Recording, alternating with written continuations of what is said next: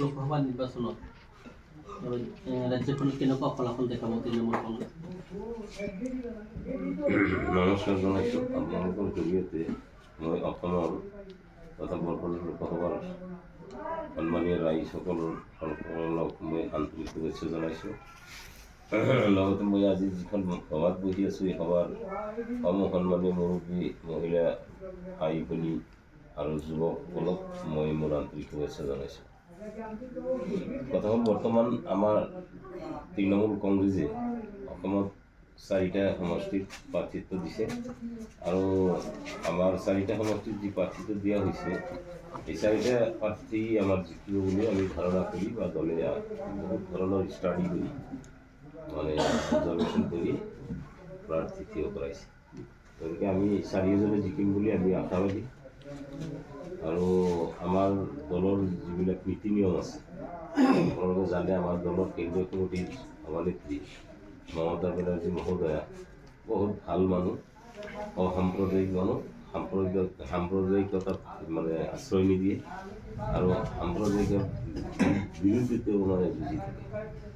আৰু হিন্দু, মুছলিম, বৌদ্ধ, খ্ৰীষ্টান যিমান জাতি জনগোষ্ঠী পশ্চিমবংগত আছে সব মিলা প্ৰীতিৰে ৰাখে। কোনোদিন কোনো সাম্প্ৰদায়িক কাজিয়া পশ্চিমবংগত হোৱা নাই আৰু নহ'ব। যিয়ে নহওক, আমাৰ অসমতো এই দলটো এতিয়া আহি পাইছে। আমাক প্ৰাৰ্থিত্ব 4জনক দিছে। আমাৰ অসমৰ মোটামুটি 33খন ডিষ্ট্ৰিক্টত তৃণমূল কংগ্ৰেছৰ মানে কমিটি হৈছে, বহুত ব্লক কমিটিও হৈছে, মণ্ডল পৰ্যায় হৈছে।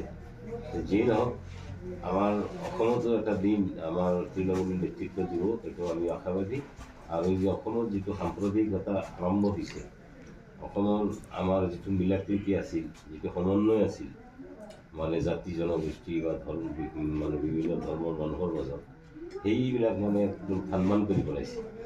গতিকে সেইখিনি আকৌ ঘূৰাই আনিবলৈ হ'লে ভাৰতবৰ্ষত এতিয়া তৃণমূল কংগ্ৰেছে আছে আৰু তৃণমূল কংগ্ৰেছে এই কামটো কৰিব পাৰে। গতিকে আমি কৰিব পাৰিমেই। হিমন্ত বিশ্ব শৰ্মাই কৈ আছে তেওঁলোকক 13খন চিট পাব ৰাজ্যখনত, কি ক'ব? এইবিলাক তেওঁলোকে তাৰমানে আগত ধৰক বিভিন্ন তৰিকাত বিভিন্ন ধৰণে তেওঁলোকে কিবা কিবি কৰিছিল, তেনেকুৱা ভাবি আছে। এইবাৰ সেইবিলাক নচলিব। এইবিলাক তেনেকুৱা ধৰণে মানে ভোট হেৰি কৰিব নোৱাৰিব বা হয়তো কিবা কৰিব নোৱাৰিব। সম্পূৰ্ণকৈ মই মানে এইখিনি কৰোঁ। কংগ্ৰেছে কিমানটা চিট পাব বুলি কংগ্ৰেছৰতো দিন খুব বেয়া। কংগ্ৰেছৰ মানে যিসকল লিডাৰ আছে, মেক্সিমাম লিডাৰ বেচাকে হৈ গ'ল। অলপ 2-4জন আছে, তেওঁলোকে মানে এতিয়া যেনিবা সাগৰত সাঁতুৰিব নজনা মানুহ যদি পৰি যায়, পকাই তললৈ যায়। কংগ্ৰেছৰ যিকেইটা লিডাৰ আছে এতিয়া সেই সাগৰত সাঁতোৰ নজনা মানুহৰ দৰেই তললৈ গুচি গৈ আছে। কেইটা চিট পাব বুলি আপুনি জানে? এইটো দেখাই নাই, মই আশা কৰা নাই যে কংগ্ৰেছে ক'ৰবাত চিট পাব। AIUDF কিমানটা চিট পাব? AIUDF 3খন পিছে তেওঁলোকৰ কি হয়, তেওঁলোকৰ বিষয়ে মই ষ্টাডি কম কৰিছোঁ, গতিকে মই এইটো ইমান ক'ব নোৱাৰিছোঁ।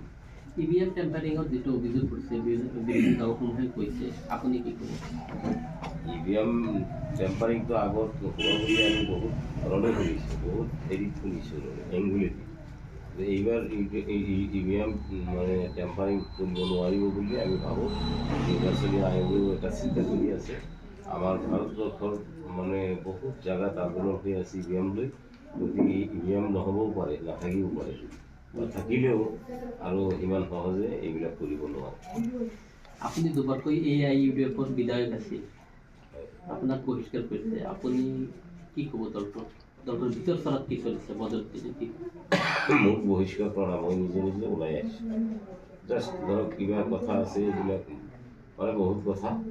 মই টিকেট পোৱা নাছিলোঁ, টিকেট এজন আচৰিত ধৰণে এজন মানুহে পাই গ'ল। এইবিলাক আপোনালোকে সাংবাদিক মানুহ, চেনেলৰ মানুহ নিশ্চয় জানে। গতিকে মই অলপ আৱেগিক হ'লোঁ। লগতে মোৰ যিমান ৱাৰ্কাৰ আছিল, ৱাৰ্কাৰো বহুত আৱেগিক হ'ল। সেইকাৰণে মই ৰাইজ লগত ৰাইজ আন্দোলন কৰি আছোঁ।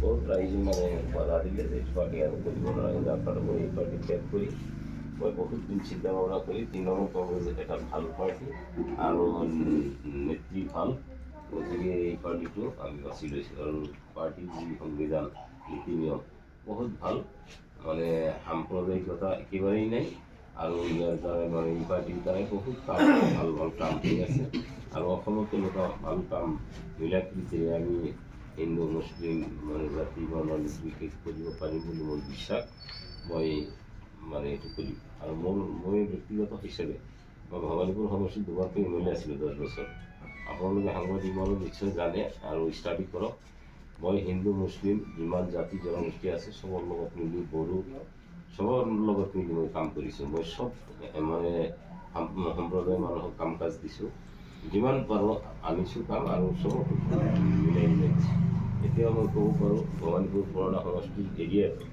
আমাৰ লোকসভাত বৰ্তমান লোকসভাত পৰিছে বেছিখিনি গতিকে তাতে মই স্পীকাৰ ধৰি ক'ব পাৰিম বা আপোনালোকৰ এনেকুৱা চেনেলতো ক'ব পাৰিম মই এটকাও মানে কোনো কাম বাবদ ক'তো ঘুষ বেছি খোৱা নাই আৰু মোৰ ৱাৰ্কাৰে খোৱা নাই মানে 10 বছৰ আমি মুক্তভাৱে কাম কৰিছোঁ যিমান কাম কৰিছোঁ চবখিনি শেহতীয়াভাৱে কংগ্ৰেছ আৰু AJPৰ পৰা দুলু আহমেদ আৰু কংগ্ৰেছৰ পৰা সাংসদ বৰপেটাৰ সাংসদ আপুনি কি প্ৰতিক্ৰিয়া এতিয়া আব্দুল খালেক ছাৰে মানে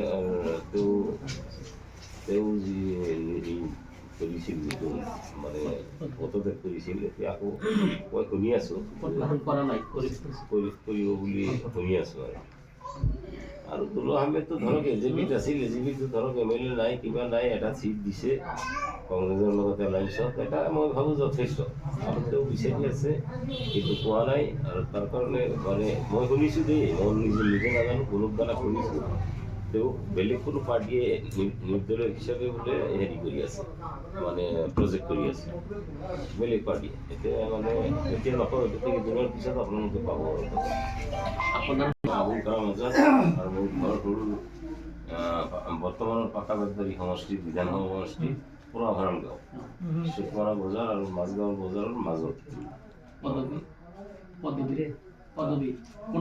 পদবী মানে মই এই তৃণমূল কংগ্ৰেছৰ ষ্টেট কমিটিৰ ভাইচ প্ৰেচিডেণ্ট আৰু বৰ্তমান মই প্ৰায়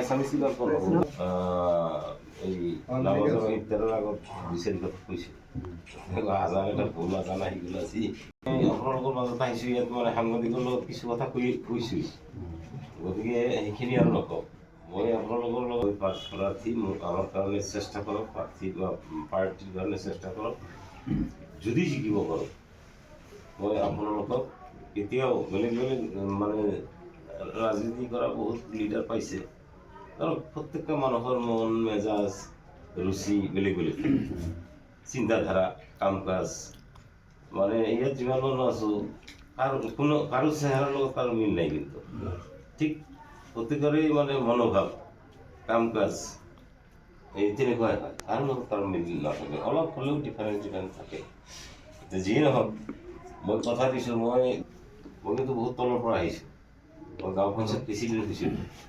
1991 চনৰ যিটো পঞ্চায়ত সেই পঞ্চায়তৰ মই জিলা পঞ্চায়তৰ মেম্বাৰ হৈছিলোঁ তাৰপিছত আকৌ মই 11 চনত বিধায়ক 16 চনত বিধায়ক মই একেবাৰে তলৰ পৰা আহিছোঁ ইয়াৰ আগত মই চাৰিজন লিডাৰৰ লগত মই ৱৰ্ক কৰিছিলোঁ চক্ৰধৰ দাস নামৰ এজন লিডাৰ আছিল তেওঁ বেচাৰা জিকিব নোৱাৰিলে তেওঁৰ কাৰণে বহুত ভাবিছিল মিলন বড়ো তেওঁ মানে জিকিছিল আকৌ ডেভিড লিজাৰ যে বৰপেটাৰ ডেভিড লিজাৰৰ ৱৰ্কাৰ আছিল তেওঁ জিকিব নোৱাৰিলে তেওঁ ৰাজ্যসভাৰ সদস্য হৈছিলে তাৰপিছত গৈ সৰ্বানন্দ চৌধুৰী ভৱানী সৰুপেটা তেওঁৰ ৱৰ্কাৰ আছিল তাৰপিছত মই গৈ নিজে গাঁও পঞ্চায়ত প্ৰেচিডেণ্ট জিলা পৰিষদ মেম্বাৰ আৰু দুবাৰ MLA গতিকে সুখ দুখ বহুত মানে বাধা বিঘিনি অতিক্ৰম কৰি মই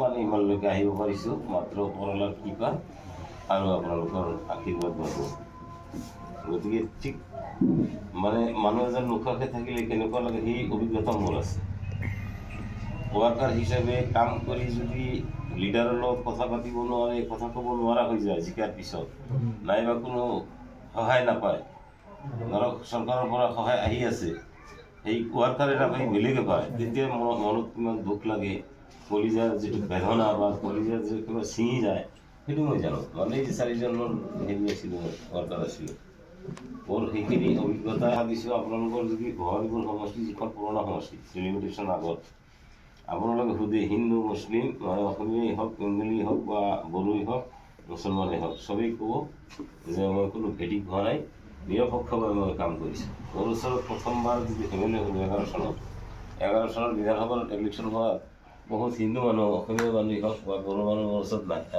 প্ৰথম অৱস্থাত নাহে, মানে ভাবে যে মিয়া এম এল এ ই আৰু কি কৰিব। মই নিজে গৈছোঁ যে আপোনালোকে আহক অলপ কথা পাতোঁ, ভাৱ বিনিময় কৰোঁ, আপোনালোকৰ কি সমস্যা কওক, মই দিওঁ নিদিওঁ সেইটো পিছৰ কথা, কিন্তু আমিতো অন্ততঃ ভাৱ বিনিময় কৰিব লাগিব। বহুত জাগাত গৈ গৈ মই তেনেকৈ কোৱাৰ পিছত মানুহ আহিলে মানে তাৰ পিছত লাহে লাহে আহিয়ে গ'ল, খবৰটো হৈ যায় লগে লগে। যিয়ে নহওক ঠিক তেনেকৈ মই কাম কৰিছোঁ। মানে যদি মই যিটো নোৱাৰিম, যি কাম কৰিব নোৱাৰিম, অসম্ভৱ কথালৈও মানুহ যায়, মই ধুনীয়াকৈ বুজাই দিওঁ এইটো হয়তো এম এল এৰ কাম নহয়, আপুনি যি কথা লৈ আহিছে এইটো আচলতে মোৰ কাম নহয়, এইটো মিনিষ্টাৰৰ কাম বা এইটো চৰকাৰৰ কামেই নহয়। কোনো কথা লৈ যায় এইটো চৰকাৰে দিবই নোৱাৰে, ধুনীয়াকৈ মই বুজাই দিওঁ। আৰু আশা দি কাকো মই ঘূৰোৱা নাই, আপোনাৰ এই কাম পাৰিম এইটো নোৱাৰিম, ইমান দিন পিছত আহিব আপোনাৰ এপ্লিকেশ্যন নোৱাৰে দি যাওক, ফোন নম্বৰ দি যাওক, মই আপোনাক আমি বাৰে বাৰে ঘূৰি থাকিব নোৱাৰোঁ। ঠিক তেনেকুৱা ধৰণে মই কাম কৰিছোঁ। আৰু মই যদি আপোনালোকৰ আশীৰ্বাদ আৰু আপোনালোকৰ মূল্যৱান ভোট আৰু আপোনালোকৰ সহায় সহযোগিতাৰ মাধ্যমেদি যদি মই জিকিব পাৰোঁ, মই আপোনালোকক কথা দিছোঁ মানে বঙাইগাঁও ডিষ্ট্ৰিক্টৰ চাকলা গাঁৱত আহি, আজি চাকলা গাঁও নাইতো, নগাঁৱত আহি মই প্ৰথম মানে বঙাইগাঁৱত পদাৰ্পণ কৰিছোঁ।